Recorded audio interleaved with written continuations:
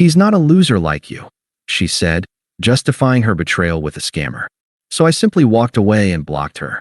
Now he's dumped her, she's broke, and she cried when my new life showed her what better actually means. Hey viewers, before we move on to the video, please make sure to subscribe to the channel and hit the like button if you want to see more stories like this. Thanks. It started so slowly, I didn't even realize the ground was shifting beneath my feet until it was gone. Sarah and I had been together for almost 5 years, and for most of that time, I was the rock, the quiet, reliable constant she could always count on. When her car broke down, I was there. When she got fired from her retail job, I fronted her rent for 2 months. I was the guy who stayed up late to help her rehearse a big pitch for her social media management side hustle, even though I had an early morning. I didn't mind. I loved her, and in my mind, that was what you did for the person you love. You built them up. You were their foundation. My own life wasn't flashy. I worked as a software developer, a steady, good-paying job that put a roof over our heads and food on the table. It was secure, but to Sarah, it was boring. She was the opposite of me. She lived on social media, curating every moment of her life for an audience. I'd come home from a long day of work, and she'd be on her phone, scrolling through feeds, complaining about how we didn't have a life. Why can't we go to the Hamptons? Or brunch every Sunday? Look at Amanda's boyfriend. He just flew her to Italy for a long weekend. She'd sigh, showing me a photo of a woman I didn't know standing in front of the Colosseum. Everyone's doing stuff like that. We're just here. Her friends were all the same. They'd show up at our place, dressed to the nines for a night out, and they'd eye me with this subtle judgment. They'd ask me what I did, and when I told them, they'd nod slowly and immediately turn the conversation back to Sarah. Her best friend, Jessica, was the worst. She had a way of looking me up and down that made me feel like an accountant in a room full of rock stars. "You're so lucky, Sarah," she'd say, "having a man who's so stable. I'm always looking for a partner in crime, you know? Someone with a little more passion." Sarah would just laugh, a thin, forced sound. The message was clear. I was a placeholder, a safety net until something better came along. I hated it, but I loved her, so I told myself it was just their way of teasing me. I told myself it was just a little envy. The real shift came with Mark. She met him at a marketing conference, and she couldn't stop talking about him. "He's amazing, Alex. He's this crypto investor, self-made. He's got his own podcast and everything." Soon, her social media was full of him. Photos of them at expensive dinners, him teaching her about NFTs in what looked like a penthouse apartment. She went from talking about him to talking to him constantly. My texts would go unanswered for hours, but I'd see her commenting on his Instagram stories in real time. She started going to business meetings that would last until the early hours of the morning. I was always worried, asking her to text me when she got home. Her responses were cold and short, and after a while, I stopped asking. The final betrayal came not in the form of a late-night confession, but a public humiliation. A mutual friend of ours was throwing a big party, and Sarah had insisted we go, telling me it was a great networking opportunity for her. I spent the evening making small talk, watching her flit from group to group, her phone clutched in her hand. I saw her talking to Mark in a quiet corner of the backyard. They were leaning close, and he had his hand on the small of her back. She was laughing. I had a tight knot in my stomach that wouldn't go away. I knew then that my quiet life was about to become very loud. As I walked toward them, I could hear their conversation. "He's just so predictable," she was saying.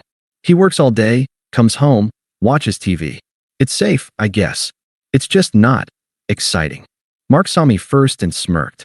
It was the kind of smug, self-satisfied grin I had always hated on men like him. Sarah turned around, and her face went from a smile to a mask of annoyance. "What's up, Alex?" she asked, her tone sharper than usual. "I think we need to talk," I said, my voice low and steady. I wasn't angry yet. I was just done. The pain had given way to an emptiness that was far more chilling than rage. "Oh, come on," she scoffed. "Can't you just let me have my night?" Mark put a comforting hand on her shoulder. "He just doesn't get it, does he?" She looked at me, and that's when she said it. The words that would replay in my head for weeks, and then, mercifully, just fade away. "He's not a loser like you, Alex. He's a man who actually takes risks. He's not afraid to put himself out there and go after what he wants. He gives me the life I've always deserved. You. You were just a stepping stone to something better." Her words hung in the air, a final, poisoned barb meant to hurt and humiliate. I could feel Mark's smirk, see the self-satisfied gleam in his eyes. He expected me to crumble, to plead, to make a scene that would confirm to Sarah and everyone else that I was the pathetic, emotional loser she'd just described. But a strange calm had settled over me. The pain was still there, but it was distant now, almost analytical, like watching a replay of an injury from a different angle. I looked at Sarah. Her eyes were bright with a mixture of challenge and expectation. She was waiting for the tears, the outburst, the confirmation that she had completely broken me. "Is that all you have to say?" I asked, my voice barely a whisper. "What else is there?" she scoffed. "We're done, Alex. It's been over for a while. You just weren't ready to admit it. But I'm not going to be held back by someone who's content just being average." Mark shifted beside her, and I saw a flicker of unease cross his face. This wasn't going the way they had planned. "I see," I said a little louder this time. I looked at the two of them, standing there together, a tableau of shallow ambition and arrogance. "Well, in that case, there's nothing more to talk about." Sarah's eyes narrowed. "What are you talking about? Aren't you going to say anything? Or are you just going to stand there looking like a kicked puppy?" I shook my head slowly. "No, there's no point. You said what you said. I believe you. So, let's just make this easy. When are you moving your things out of the apartment?" She blinked, completely caught off guard. "What? That's not how this works." "We'll figure that out later." "No, we'll figure it out now," I replied, my voice gaining a bit of a cutting edge. "The lease is in my name. I'll have all your stuff boxed up by Friday. Let me know when you want to come by and get it." "You can't do that," she exclaimed, her facade of cool detachment finally cracking. "That's my stuff too. You're being completely unreasonable." "Unreasonable?" I let out a humorless laugh. "You just told me I was a loser, a stepping stone, and that you're leaving me for another man who's not. Don't you think I have a right to decide that my home is no longer a place for you? Don't you think that's reasonable?" She didn't have an answer. She just stood there, her mouth slightly agape. I didn't wait for her to come up with one. I turned around and walked away, past the mingling friends and loud music, out of the backyard, and into the night. I didn't go back to the party. I went straight home. The next day, I didn't waste a single moment. I called the locksmith and had the locks changed. Then, I began methodically packing every single one of her belongings. Her clothes, her shoes, her framed photos of us, her endless collection of decorative pillows. I put everything into boxes and taped them shut. It was a cold, clinical process. There were no tears, no dramatic smashing of things. Just the quiet, methodical work of erasing a life I had built with someone who never truly valued it. When she texted me to ask if I'd calmed down, I didn't respond. When she called, I let it go to voicemail. After the third call, I blocked her number. I unfriended her on social media, then blocked her there too. I didn't post any cryptic messages or sad songs. I simply disappeared. For her, it was as if I had ceased to exist. The quiet was profound. It was a blank slate, a vacuum where her drama used to be. And for the first time in a very long time, I could breathe. The quiet was the hardest part. For 5 years, my world had revolved around the low hum of Sarah's life. Her social media notifications, her incessant commentary, the constant anxiety of trying to be enough. Now, the silence was deafening. Every time my phone buzzed, a part of me expected a text from her, a familiar call about a problem I'd have to fix. But nothing came. Or rather, nothing came from her. I had no idea if she was even trying, and I didn't care enough to find out. She was gone, and I was alone. I'd be lying if I said I was happy. I wasn't. The first few weeks were a blur of grief and numbness. I'd come home from work and the empty apartment felt like a tomb. It was a space designed for two people, and I was just one. The silence that had once felt like a strange kind of freedom now felt like a heavy blanket. The nights were the worst. I'd lie in bed, replaying her words over and over. "He's not a loser like you. You were just a stepping stone." I'd ask myself what was wrong with me. Was I really that boring? Was my desire for a stable, peaceful life a character flaw? Did I deserve to be discarded like this? The questions circled endlessly, but I had no one to ask and no one to lean on. And in that quiet, I started to find some answers of my own. I stopped watching the same shows and started going to the gym. At first, it was a way to burn off the anger and frustration. An hour on the treadmill with my headphones in was an hour I wasn't thinking about her. But soon, it became something else. I started seeing results. My clothes fit better. The exhaustion gave way to a new kind of energy, a clear-headed focus I hadn't felt in years. I also reached out to old friends. Sarah had always kept me in her own little orbit, away from my more boring hobbies and friendships.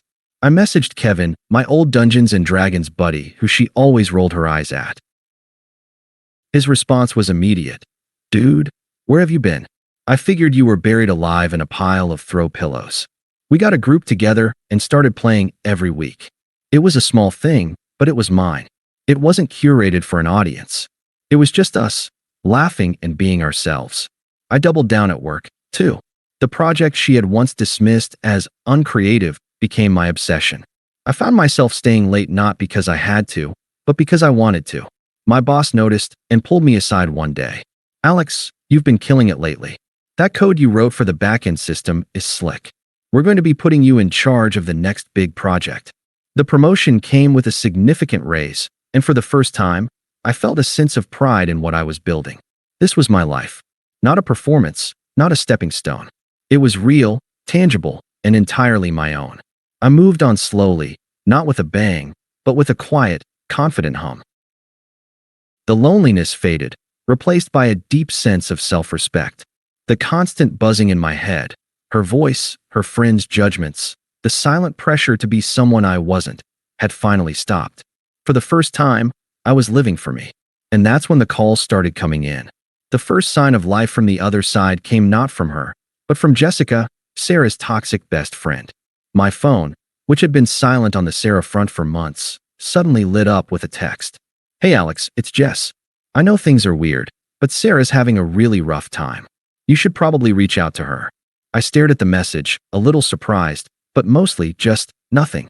I typed out a quick response. "I don't think that's a good idea. I hope she finds a way to work through it." I expected a fight. Instead, she just responded, "Whatever," and then blocked me. A few days later, a mutual friend, who had remained neutral throughout the entire breakup, messaged me. "Hey man, what's going on with Sarah? I heard she's not with Mark anymore." I replied that I had no idea, which was the honest truth. It wasn't my business, and I hadn't gone looking for information. But the news spread. Mark, it turned out, was not the crypto genius he pretended to be. His podcast was a vanity project, and his investments were a Ponzi scheme. The penthouse apartment was a short-term rental he was about to get evicted from.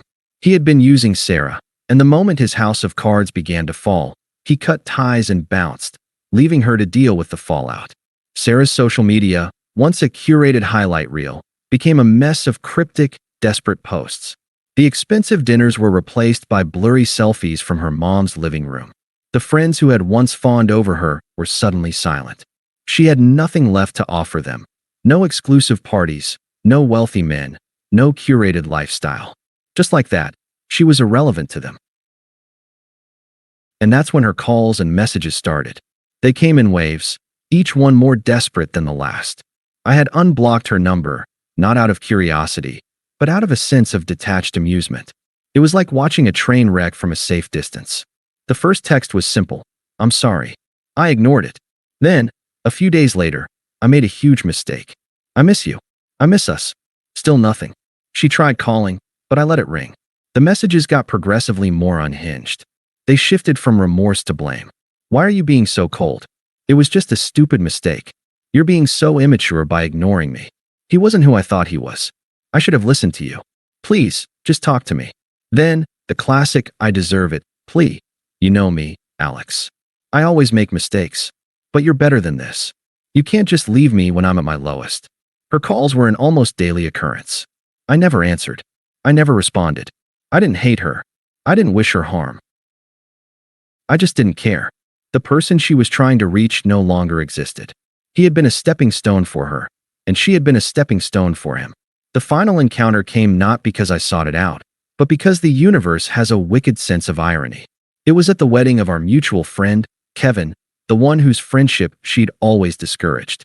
I was there with my new girlfriend, Maya. She was an architect, smart, funny, and beautiful, but in a way that had nothing to do with social media and everything to do with her infectious laugh and warm eyes. We had spent the night talking to people, sharing our stories, and just enjoying being with each other. Then I saw her, Sarah. She was standing alone by the buffet table, looking tired and pale in a dress that looked too expensive for the rest of her worn-out appearance. Our eyes met, and her face lit up with a mix of surprise and relief. She had been looking for me. She approached me as I was getting drinks, ignoring Maya completely. Alex, oh my God, I can't believe it's you. I've been trying to get a hold of you forever. You look so good. I'm doing well, thanks, I said, my voice calm and even. I gestured toward Maya. This is Maya. Sarah barely gave her a glance. Listen, can we talk for a second? It's important. Maya looked at me, a silent question in her eyes. I smiled and squeezed her hand. Go ahead and get your drink. I'll meet you over there. She gave me a look of complete trust and walked away. Sarah watched her go, then turned to me, her voice dropping to a low, pleading whisper. I'm so sorry, Alex. I know I was awful. Mark left me. I lost everything, and my friends, they're gone. I was a fool. You're the only one I can trust. You're the only man who was ever really good to me. Can we just, please, can we start over? She was a mirror of her old self, but the confidence was gone, replaced by desperation. She was expecting me to be her savior, her soft place to land. I can't, I said, my voice firm and without a hint of emotion. Why not? She pleaded. I've learned my lesson. I know better now. I know what really matters. I took a slow breath, looking her directly in the eye. No, you don't. You only know what happens when things don't go your way. You said you didn't want a loser like me, and I respected that. You said I was just a stepping stone, and you were right. You were a stepping stone for me. You taught me what I don't want in a partner, and you showed me that I can be on my own and build something for myself without needing anyone's approval. I'm grateful for that. Her eyes filled with tears, and her composure finally broke. That's not fair, she whispered, her voice cracking. That's not fair to me. Fair to you? I asked, a hint of something cold in my tone. You told me to my face that I was a stepping stone. You chose to be with a guy who was a mirage, and you chose to throw me away. That's not a mistake you learned from. It's a choice you made. And I'm not the consequence. You are.